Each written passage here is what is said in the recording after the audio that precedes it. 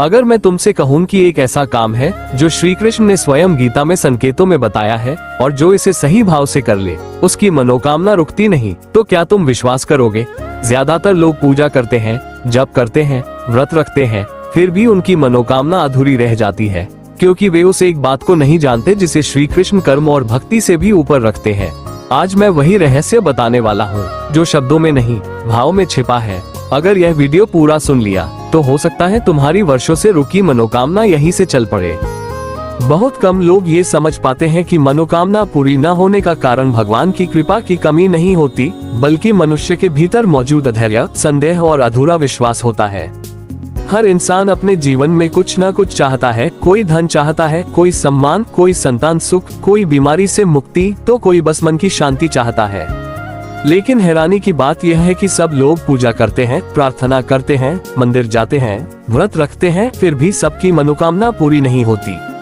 यहीं से मनुष्य के मन में सवाल जन्म लेता है कि आखिर ऐसा क्या है जो कुछ लोगों के साथ चमत्कार जैसा घटता है और कुछ लोग जीवन भर इंतजार करते रह जाते हैं। ये कथा किसी डर या लालच पर आधारित नहीं है, बल्कि उस गहरे सत्य की ओर इशारा करती है जिसे शास्त्रों में संकेतों में बताया गया है। यह उस एक काम की बात है जिसे करने वाला व्यक्ति बाहर से साधारण दिखता है, लेकिन उसके जीवन में ऐसी घटनाएं घटती हैं जिन्हें लोग किस्मत या संयोग कहकर टाल देते हैं। वास्तव में वह न किस्मत होती है और न ही संयोग, बल्कि एक प्रक्रिया होती है जो बहुत कम लोग पूरी कर पाते हैं। यही कारण है कि यह रहस्य सबको नहीं बताया जाता, क्योंकि हर व्यक्ति इसे संभाल नहीं सकता। अधिकांश लोग मनोकामना को केवल मान समझ लेते हैं, जैसे भगवान कोई साधन हो और प्रार्थना कोई सौदा। मैंने पूजा की, अब मुझे फल चाहिए। यही सोच मनुष्य को सबसे ज्यादा नुकसान पहुंचाती है। शास्त्र कहते हैं कि मनोकामना मांग नहीं होती, वह एक परीक्षा होती है जिसमें पहले मनुष्य को बदला जाता है, फिर उसकी परिस्थितियों को और अंत में उसके भाग्य को। लेकिन अधिकतर लोग इस बदलाव की प्रक्रिया में ही टूट जाते हैं, क्योंकि उन्हें धैर्य नहीं होता और वे परिणाम जल्दी चाहते हैं। जब परिणाम जल्दी नहीं मिलता, तब मनुष्य के भीतर संदेह जन्म लेता है और वही संदेह उसकी सबसे बड़ी बाधा बन जाता है। वह सोचने लगता है कि शायद भगवान सुन नहीं रहे, शायद उसकी पूजा में कोई कमी है, या शायद उसकी किस्मत ही खराब है। यहीं पर 90% लोग हार मान लेते हैं और उसी क्षण उनकी मनोकामना का रास्ता बंद हो जाता है। क्योंकि शास्त्र साफ कहते हैं कि संदेह के साथ की गई प्रार्थना कभी फल नहीं देती, चाहे वह कितनी ही बड़ी क्यों न हो। जो ये करता है वह सबसे पहले ये स्वीकार करता है कि भगवान कभी देर नहीं करते, बल्कि गलत समय पर गलत चीज नहीं देते। जैसे एक माँ अपने बच्चे को उसकी उम्र से पहले आग नहीं देती, वैसे ही भगवान भी मनुष्य को वही देते हैं जिसे वह संभाल सके। जब मनुष्य इस सत्य को समझ लेता है, तब उसके भीतर से शिकायत समाप्त हो जाती है और वहीं से उसकी वास्तविक यात्रा शुरू होती है। ये स्वीकार करना आसान नहीं होता, क्योंकि दर्द में भरोसा सबसे पहले टूटता है, लेकिन जो इस मोड़ को पार कर लेता है वही आगे बढ़ पाता है। यहीं से उस एक काम की शुरुआत होती है जिसके बारे में ये पूरी कथा है।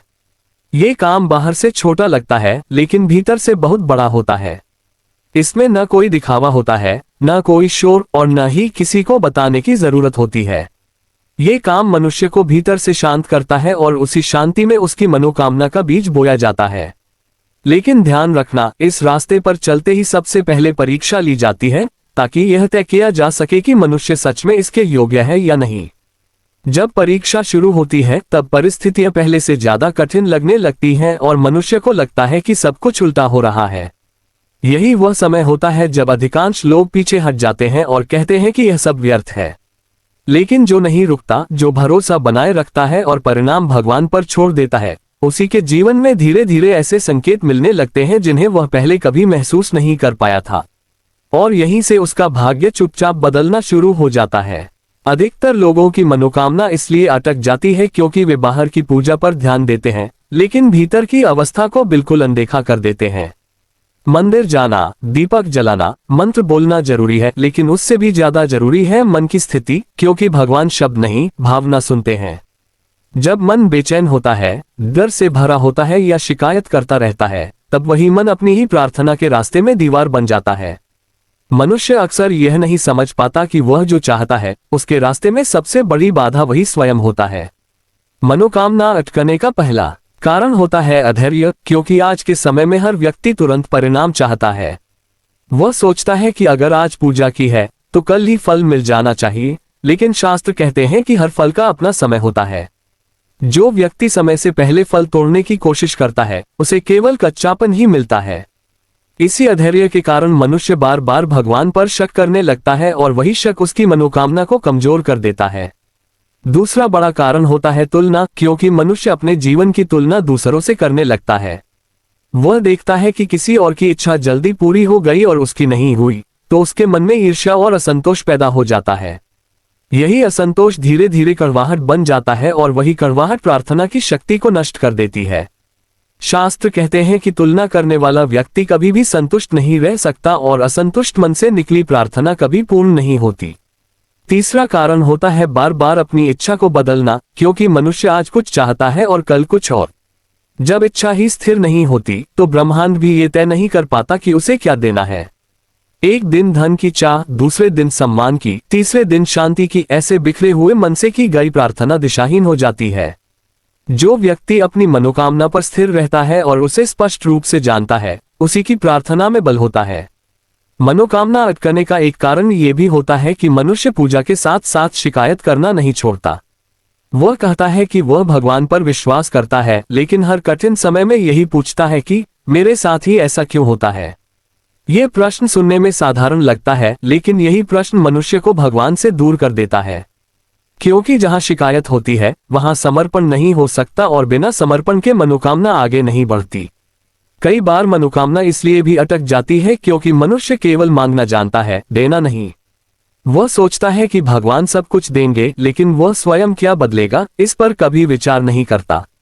शास्त्र कहते हैं कि जब तक मनुष्य अपने व्यवहार, सोच और कर्म में परिवर्तन नहीं लाता, तब तक उसकी परिस्थितियां नहीं बदलती। मनोकामना पूरी होने से पहले मनुष्य को भीतर से वही बनना पड़ता है जो वह बाहर पाना चाहता है।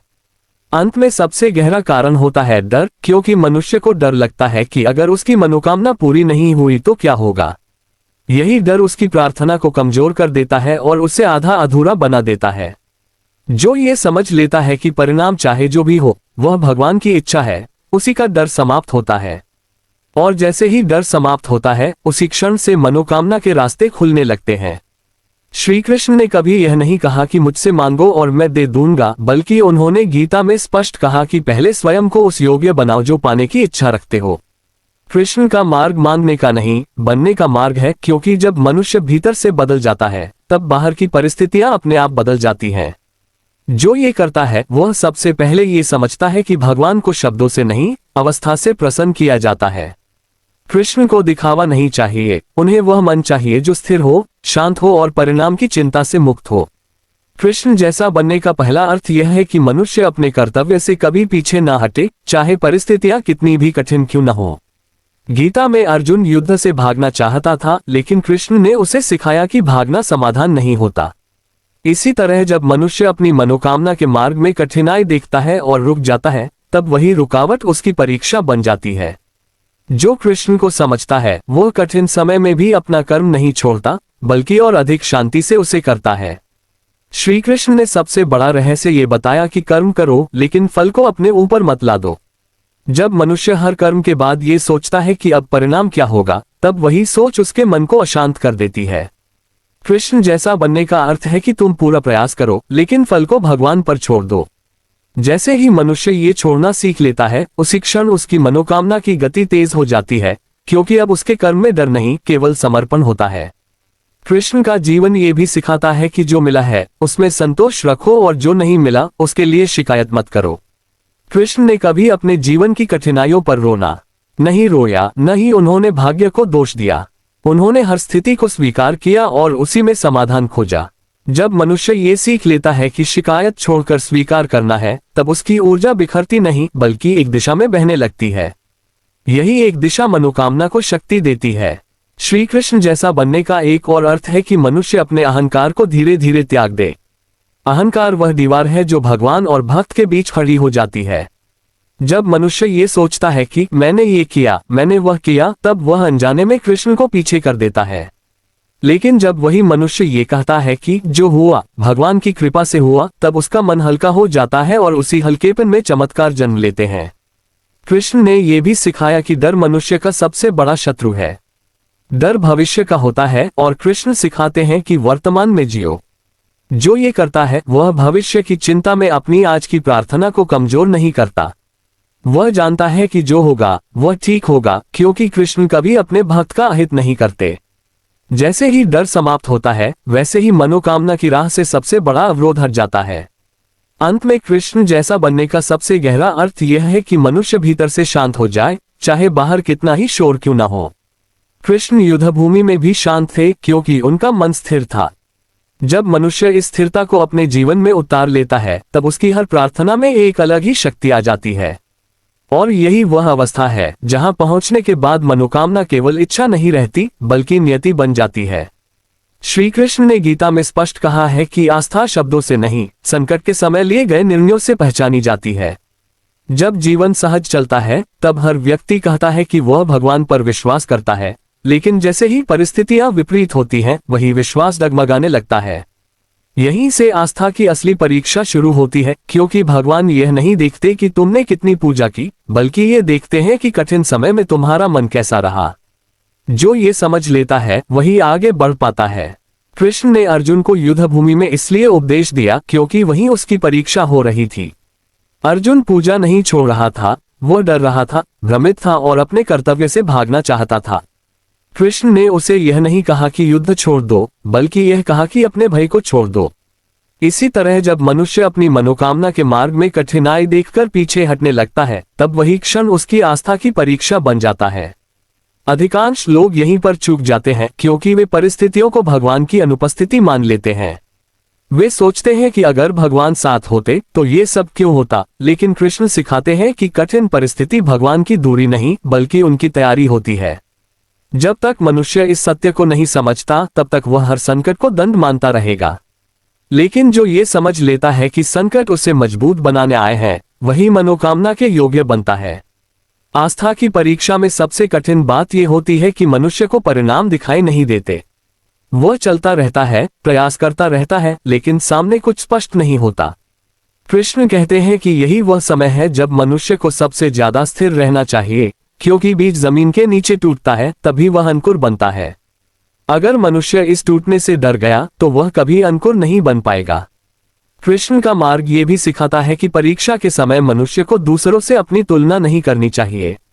हर व्यक्ति की यात्रा अलग होती है और हर मनोकामना का समय अलग होता है। जब मनुष्य दूसरों को देखकर अपने मार्ग पर संदेह करने लगता है तब वही संदेह उसकी आस्था को कमजोर कर देता है। जो कृष्ण को समझता है वह जानता है कि भगवान सबको बराबर देखते हैं, लेकिन सबको एक ही समय पर नहीं देते। आस्था की परीक्षा में मनुष्य का अहंकार भी टूटता है, क्योंकि उसे यह स्वीकार करना पड़ता है कि सब कुछ उसके नियंत्रण में नहीं है। यही स्वीकार करना सबसे बड़ा समर्पण होता है और यही समर्पण कृष्ण को प्रिय है। जब मनुष्य ये कह पाता है कि मैंने अपना कर्म किया, अब जो होगा आपकी इच्छा से होगा, तब उसकी परीक्षा लगभग पूरी हो जाती है। उसी क्षण से उसके जीवन में सूक्ष्म परिवर्तन शुरू हो जाते हैं।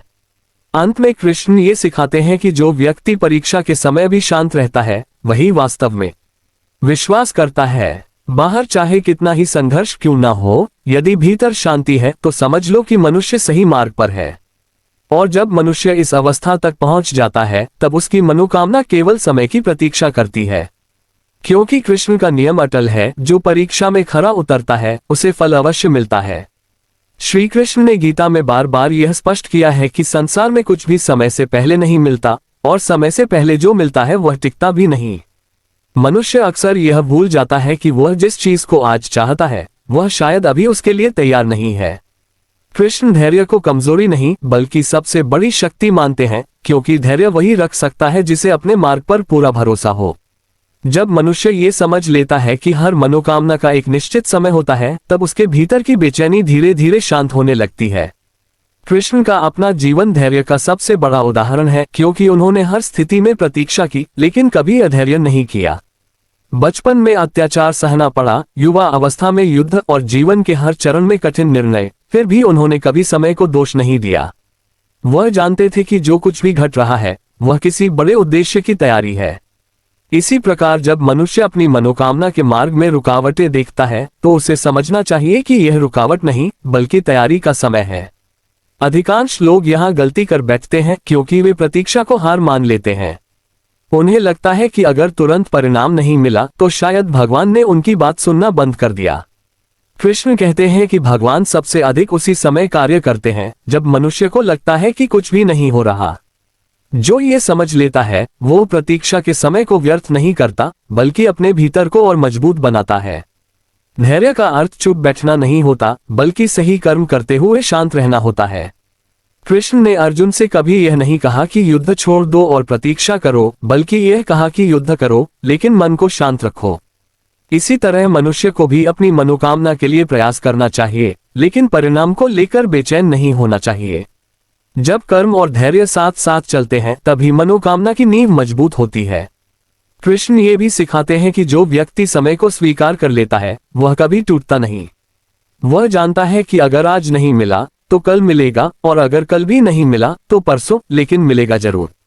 यही विश्वास मनुष्य को अंदर से अडिग बना देता है, और वही अडिगता भगवान को सबसे प्रिय होती है। क्योंकि जो व्यक्ति धैर्य रख सकता है वही उस फल को संभालने की क्षमता भी रखता है। अंत में कृष्ण का सबसे गहरा संदेश यह है कि सही समय आने से ठीक पहले परिस्थितियां सबसे कठिन हो जाती हैं। जैसे रात सबसे अंधेरी तब होती है जब सुबह होने वाली होती है, वैसे ही मनोकामना पूरी होने से पहले मनुष्य की परीक्षा सबसे ज्यादा ली जाती है। जो इस समय में भी शांत रहता है वही अगले चरण में प्रवेश करता है, और जब वह चरण आता है तब मनुष्य को समझ में आता है कि प्रतीक्षा व्यर्थ नहीं थी बल्कि आवश्यक थी। श्री कृष्ण ने गीता में ये स्पष्ट किया है कि जब तक मन अशुद्ध है तब तक कोई भी मनोकामना स्थायी रूप से पूरी नहीं होती।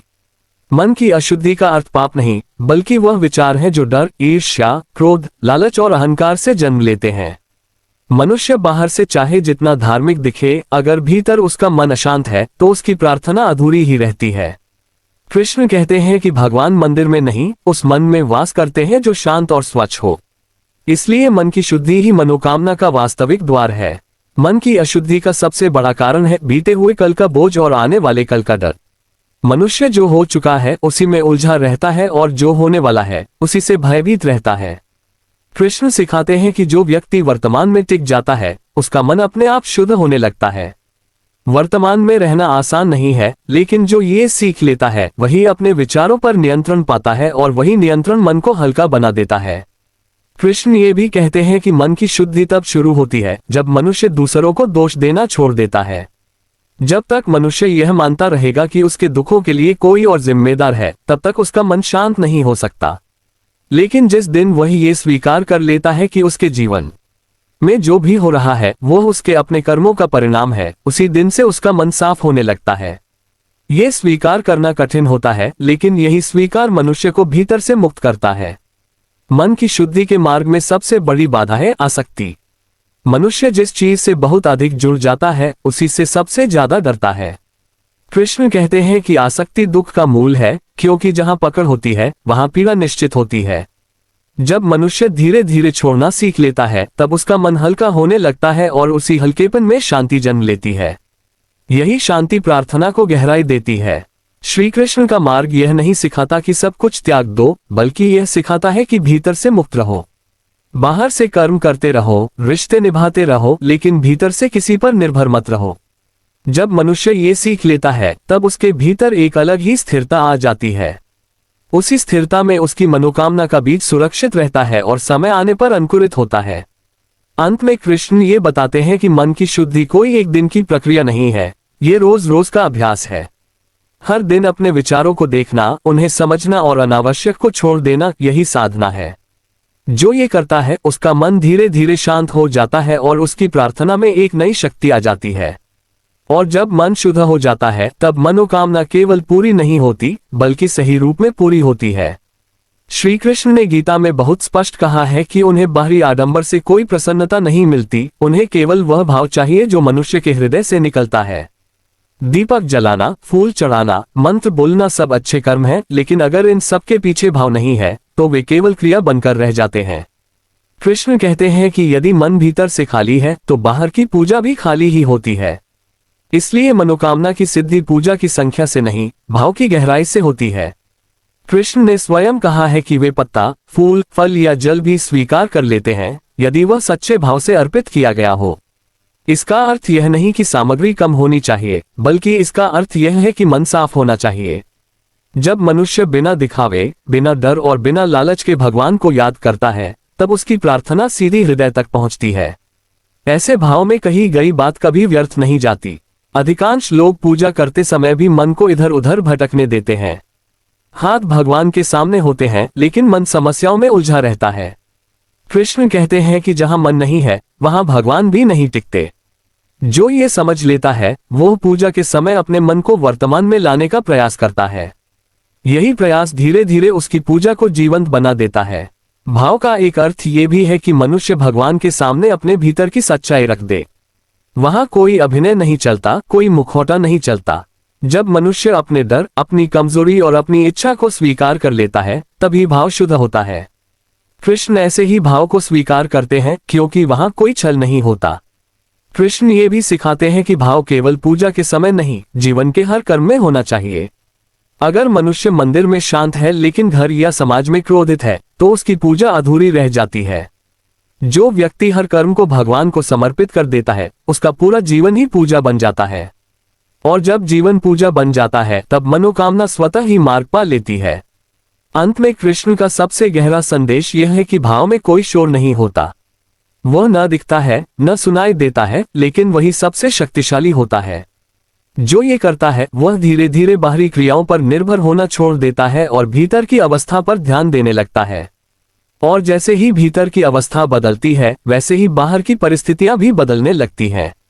श्री कृष्ण ने गीता में ये स्पष्ट किया है कि अहंकार मनुष्य की सबसे बड़ी बाधा है, क्योंकि वही उसे यह भ्रम देता है कि सब कुछ वही कर रहा है। जब मनुष्य यह मानने लगता है कि उसकी सफलता केवल उसकी मेहनत का परिणाम है, तब वह अनजाने में भगवान को अपने जीवन से बाहर कर देता है। अहंकार का अर्थ घमंड ही नहीं होता, बल्कि मैं और मेरा की वह भावना होती है जो मनुष्य को भीतर से बांध देती है। जब तक ये भावना बनी रहती है, तब तक मनोकामना का मार्ग संकरा ही रहता है। अहंकार मनुष्य को ये सोचने पर मजबूर करता है कि वह दूसरों से बेहतर है या दूसरों से कमतर है, और दोनों ही स्थितियां उसे अशांत करती हैं।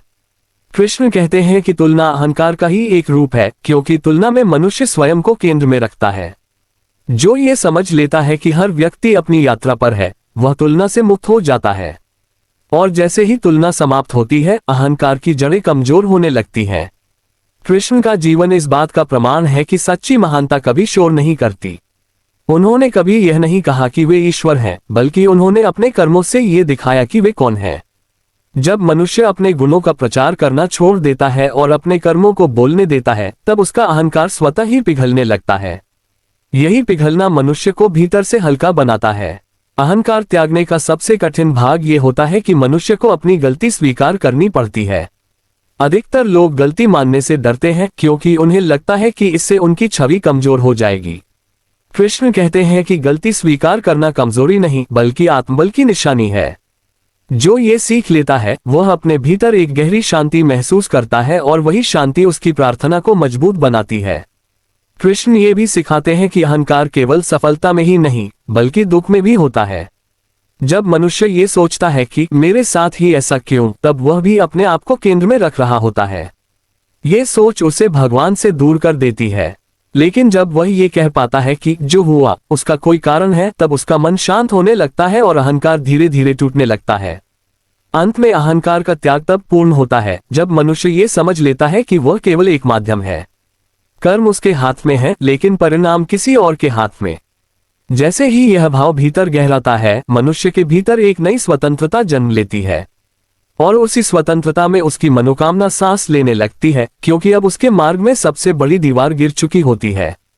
श्री कृष्ण ने गीता में बार बार यह कहा है कि डर मनुष्य का सबसे बड़ा शत्रु है, क्योंकि डर उसकी सोच को संकुचित कर देता है और उसे आधा अधूरा बना देता है। जब मनुष्य डर में जीता है, तब उसकी प्रार्थना भी डर से भरी होती है, और डर से भरी प्रार्थना में शक्ति नहीं होती। कृष्ण सिखाते हैं कि अभय होना कोई बाहरी गुण नहीं, बल्कि भीतर की अवस्था है, जहां मनुष्य परिणाम की चिंता छोड़ देता है। जैसे ही डर कम होता है, मनोकामना का मार्ग अपने आप साफ होने लगता है। डर अक्सर भविष्य से जुड़ा होता है, क्योंकि मनुष्य ये सोचता रहता है कि आगे क्या होगा और अगर वैसा नहीं हुआ तो क्या करेगा। कृष्ण कहते हैं कि जो व्यक्ति वर्तमान में टिक जाता है, वह भविष्य के डर से मुक्त हो जाता है। वर्तमान में किया गया कर्म ही सबसे पवित्र होता है, क्योंकि उसमें कल्पना नहीं, केवल सच्चाई होती है। जब मनुष्य ये समझ लेता है तब उसकी ऊर्जा डर में बिखरने की बजाय कर्म में लगने लगती है। शंका डर की ही संतान होती है, क्योंकि जब मनुष्य डरता है तब वह हर चीज पर संदेह करने लगता है। उसे लगता है कि शायद भगवान उसकी बात नहीं सुन रहे, शायद उसका मार्ग गलत है, या शायद उसका भाग्य ही कमजोर है। कृष्ण कहते हैं कि शंका मनुष्य को भीतर से तोड़ देती है, क्योंकि वह उसे दो नावों पर सवार कर देती है। जो व्यक्ति शंका में रहता है वह न पूरी तरह आगे बढ़ पाता है और न ही पीछे लौट पाता है। कृष्ण का मार्ग ये सिखाता है कि शंका को दबाया नहीं जाता, बल्कि समझा जाता है। जब मनुष्य अपने भीतर उठ रही शंका को देखता है और उसे स्वीकार करता है, तब वह धीरे धीरे कमजोर होने लगती है। शंका से लड़ने की बजाय उसे देखने से मनुष्य के भीतर स्पष्टता आती है, और जहां स्पष्टता होती है वहां डर टिक नहीं पाता। डर और शंका का अंत तब शुरू होता है जब मनुष्य ये समझ लेता है कि वह अकेला नहीं है। कृष्ण कहते हैं कि हर आत्मा के साथ ईश्वर का अंश जुड़ा हुआ है, इसलिए कोई भी संघर्ष अकेले नहीं होता। जब यह भाव भीतर उतर जाता है तब मनुष्य कठिन परिस्थितियों में भी भीतर से स्थिर रहता है। यही स्थिरता उसे आगे बढ़ने की शक्ति देती है। अंत में कृष्ण ये सिखाते हैं कि अभय होना साहस दिखाना नहीं, बल्कि भरोसा करना है। जब मनुष्य ये भरोसा कर लेता है कि जो होगा वो उसके विकास के लिए होगा, तब डर स्वतः ही विदा लेने लगता है। उसी क्षण से मनोकामना की गति तेज हो जाती है, क्योंकि अब उसके मार्ग में कोई आंतरिक अवरोध नहीं बचता। और यही अभय अवस्था मनुष्य को उसकी इच्छा के सबसे निकट ले जाती है। श्री कृष्ण ने गीता में ये स्पष्ट किया है कि जब मनुष्य स्वयं से आगे नहीं बढ़ पाता तब उसके जीवन में गुरु का प्रवेश होता है।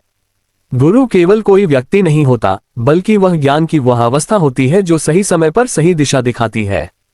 अर्जुन के जीवन में वही भूमिका कृष्ण ने निभाई, क्योंकि जब मन भ्रमित हो जाता है तब उसे किसी ऐसे मार्गदर्शक की आवश्यकता होती है जो उसे भीतर की सच्चाई दिखा सके।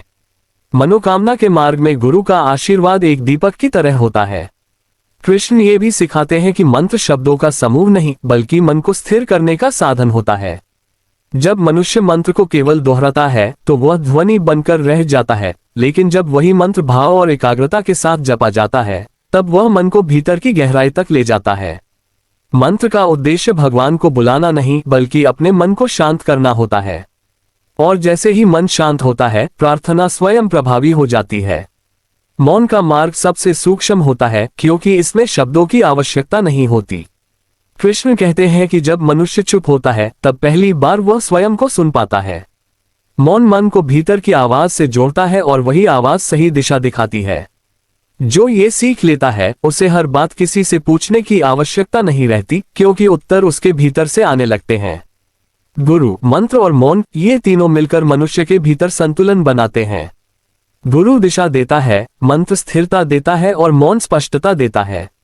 जब ये तीनों एक साथ काम करते हैं तब मनुष्य का मन बिखरता नहीं, बल्कि एक बिंदु पर टिक जाता है।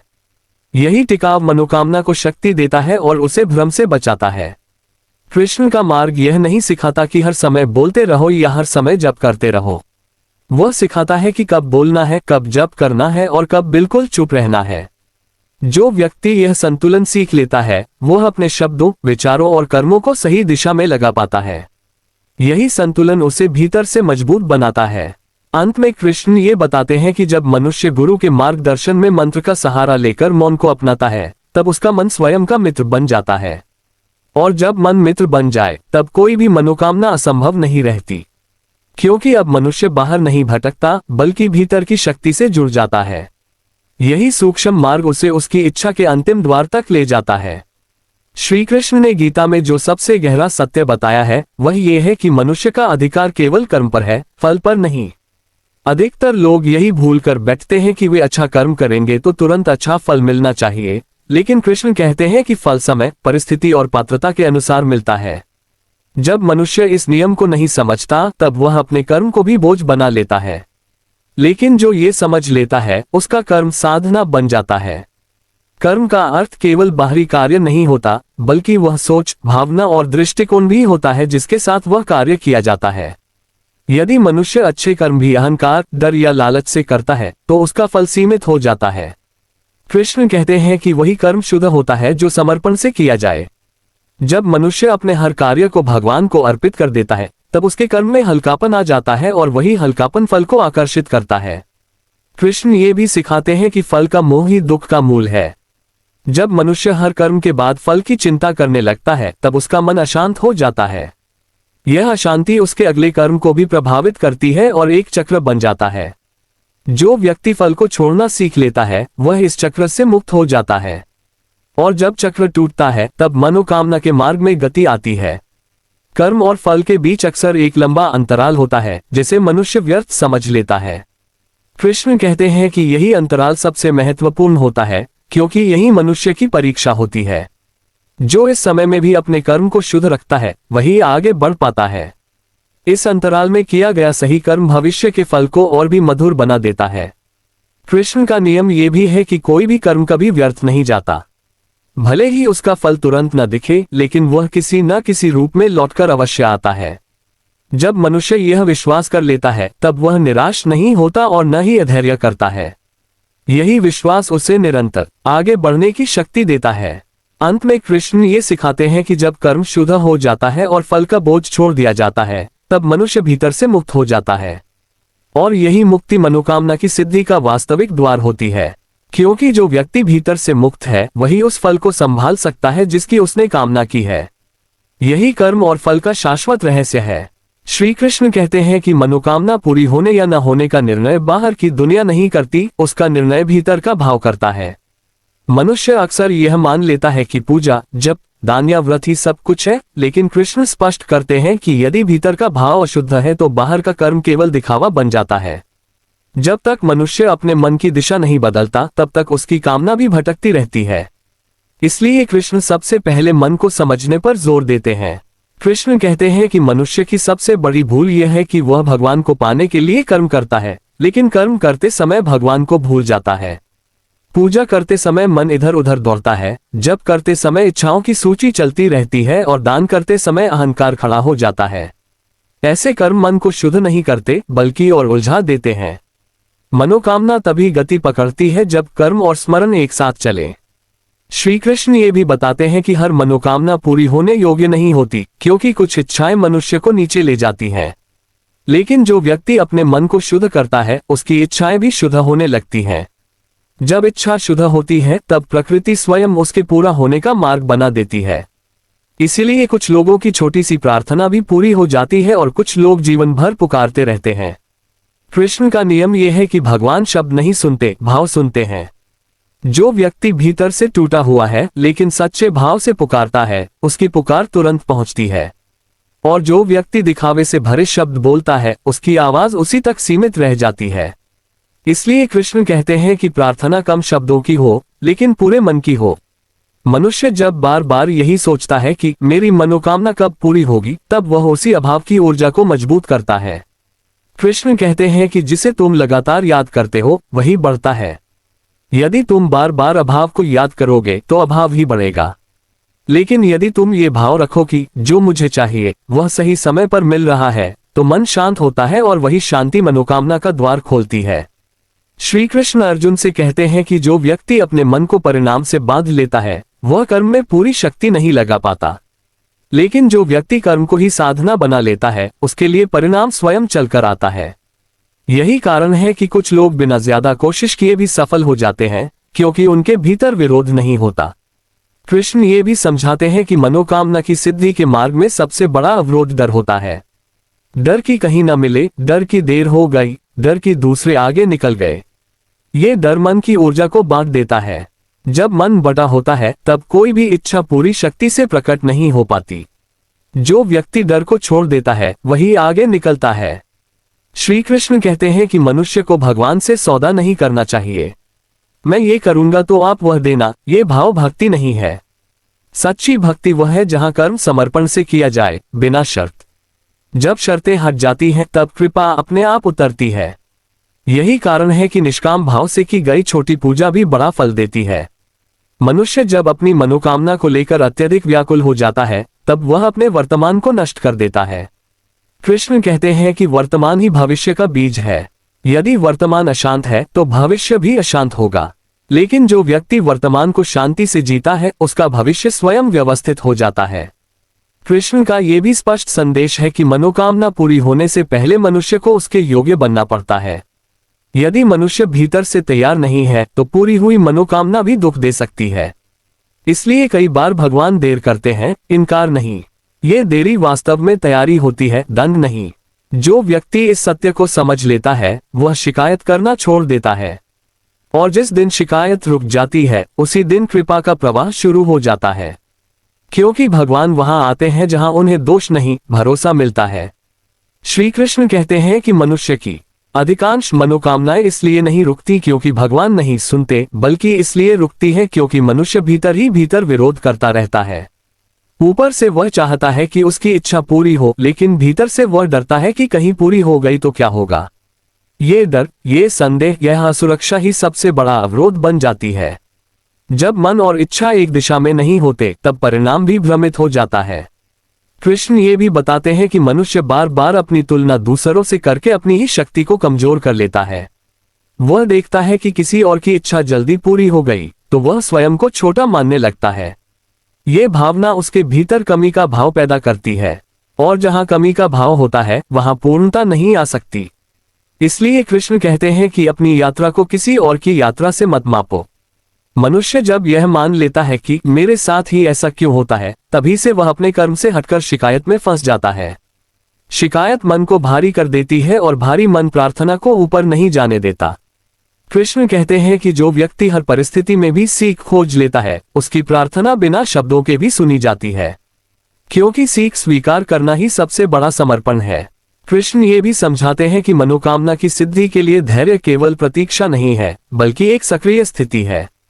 धैर्य का अर्थ है कि मनुष्य वर्तमान में सही कर्म करता रहे, बिना इस चिंता के कि परिणाम कब आएगा। जो व्यक्ति धैर्य में भी कर्म छोड़ देता है वह वास्तव में अधैर्य में चला जाता है, लेकिन जो धैर्य में भी कर्म करता है वही आगे निकलता है। श्री कृष्ण कहते हैं कि बहुत से लोग भगवान से केवल तब जुड़ते हैं जब उन्हें कुछ चाहिए होता है। जब इच्छा पूरी हो जाती है तो स्मरण भी कम हो जाता है। ये संबंध उपयोग का बन जाता है, प्रेम का नहीं। ऐसा संबंध टिकता नहीं है। लेकिन जो व्यक्ति बिना कारण भी भगवान को याद करता है उसकी इच्छा कारण बनकर पूरी होती है। मनुष्य की एक और बड़ी भूल ये होती है कि वह अपने अतीत की असफलताओं को वर्तमान की प्रार्थना में घसीट लाता है। वह सोचता है कि पहले भी नहीं हुआ, अब कैसे होगा। ये सोच प्रार्थना से पहले ही उत्तर को रोक देती है। कृष्ण कहते हैं कि हर क्षण नया है, हर प्रार्थना नई है, यदि मन पुराना बोझ छोड़ दे। कृष्ण का ये भी कहना है कि मनुष्य जब अपनी इच्छा को लेकर अत्यधिक कठोर हो जाता है तब वह लचीलापन खो देता है। जीवन प्रवाह में चलता है, जिद में नहीं। जो व्यक्ति प्रवाह के साथ चलता है उसकी इच्छा भी प्रवाह में पूरी होती है, लेकिन जो व्यक्ति जिद पकड़ लेता है वह स्वयं को थका देता है। श्री कृष्ण कहते हैं कि मनुष्य को ये समझना चाहिए कि मनोकामना पूरी होना लक्ष्य नहीं है, बल्कि उसके माध्यम से मन का विस्तार होना लक्ष्य है। यदि इच्छा पूरी होकर मन को संकुचित कर दे तो वह वरदान नहीं, परीक्षा बन जाती है। इसलिए भगवान पहले मन को तैयार करते हैं, फिर मनोकामना को देते हैं। कृष्ण ये भी स्पष्ट करते हैं कि जो व्यक्ति हर समय ये सोचता है कि मुझे क्या मिलेगा, वह कभी यह नहीं देख पाता कि मुझसे क्या निकल रहा है। लेकिन जीवन का नियम यह है कि जो भीतर से निकलता है वही लौटकर आता है। यदि भीतर से कृतज्ञता निकलेगी तो बाहर से कृपा लौटेगी। मनुष्य जब कृतज्ञ होना सीख लेता है तब उसकी मनोकामना का स्वर बदल जाता है। वह मांग नहीं करता, स्वीकार करता है, और जहां स्वीकार है वहां संघर्ष समाप्त हो जाता है। यही वह स्थिति है जहां मनोकामना बिना शोर के पूरी होती है। श्री कृष्ण कहते हैं कि सच्चा साधक वह नहीं है जिसकी हर इच्छा पूरी हो जाए, बल्कि वह है जो हर स्थिति में संतुलित रह सके। और जो संतुलन में रहना सीख लेता है उसकी इच्छाएं स्वयं संतुलित होकर पूरी होने लगती हैं। श्री कृष्ण कहते हैं कि जब मनुष्य अपनी मनोकामना को ही साधना बना लेता है तब वह इच्छा नहीं रहती, वह यात्रा बन जाती है। उस अवस्था में मनुष्य परिणाम के पीछे नहीं भागता, बल्कि हर कदम पर सीखता चलता है। यही कारण है कि ऐसे व्यक्ति को रास्ते में थकान नहीं होती, क्योंकि उसका मन केवल पाने में नहीं, बनने में लगा होता है। कृष्ण ये स्पष्ट करते हैं कि मनोकामना की सिद्धि का अंतिम रहस्य त्याग में नहीं, संतुलन में है। न इच्छा को दबाना है, न इच्छा के गुलाम बनना है। जो व्यक्ति इस संतुलन को साध लेता है उसके भीतर कोई द्वंद्व नहीं रहता, और जहां द्वंद्व नहीं होता वहां ईश्वर की गति स्वतः बहने लगती है। मनुष्य जब ये समझ लेता है कि भगवान उसके विरुद्ध नहीं, उसके निर्माण में लगे हैं, तब उसका डर समाप्त हो जाता है। डर के हटते ही मन हल्का हो जाता है और हल्का मन ही सबसे तेज चलता है। यही कारण है कि भयमुक्त मनुष्य की प्रार्थना में एक अलग शक्ति होती है। वह शब्दों से नहीं, अवस्था से प्रार्थना करता है। श्री कृष्ण कहते हैं कि मनोकामना पूरी होने से पहले यदि मनुष्य भीतर से शांत हो जाए तो समझ लेना चाहिए कि उत्तर आ चुका है, क्योंकि ईश्वर पहले मन को तैयार करते हैं, फिर परिस्थिति को। जो लोग केवल बाहर के संकेत ढूंढते रहते हैं वे भीतर के परिवर्तन को पहचान नहीं पाते, जबकि वास्तविक चमत्कार भीतर से ही शुरू होता है। कृष्ण ये भी बताते हैं कि जब मनुष्य अपने जीवन की हर परिस्थिति में भगवान की भूमिका देखना सीख लेता है तब उसे अलग से मांगने की आवश्यकता नहीं रहती। उसका जीवन ही प्रार्थना बन जाता है, और जब जीवन प्रार्थना बन जाए तब मनोकामना स्वतः उसी दिशा में पूरी होती है जो उसके लिए श्रेष्ठ होती है। अंततः श्री कृष्ण अर्जुन को ये सिखाते हैं कि जो व्यक्ति स्वयं को भगवान के मार्ग पर रख देता है उसकी इच्छाओं की जिम्मेदारी भगवान स्वयं उठा लेते हैं। यह कोई कल्पना नहीं, ये जीवन का नियम है, लेकिन इसके लिए मनुष्य को भीतर से ईमानदार, स्थिर और समर्पित होना पड़ता है। जो ये समझ लेता है वो फिर यह नहीं पूछता कि मेरी मनोकामना कब पूरी होगी। वह बस ये देखता है कि मैं आज अपने कर्म और भाव में कितना सच्चा हूं, और यही सच्चाई धीरे धीरे उसके जीवन में वह सब ले आती है जिसकी उसे वास्तव में आवश्यकता होती है। श्री कृष्ण का अंतिम संदेश यही है कि मनोकामना पूरी होना लक्ष्य नहीं है, लक्ष्य है उस अवस्था तक पहुंचना जहां मनोकामना का बंधन समाप्त हो जाए। और विडंबना यही है कि जिस दिन ये बंधन टूटता है उसी दिन जीवन वह सब देने लगता है जिसकी कभी कामना की गई थी। यही वह अवस्था है जहां मनुष्य कह सकता है मैंने मांगा नहीं फिर भी मिला, और यही श्री कृष्ण का पूर्ण मार्ग है।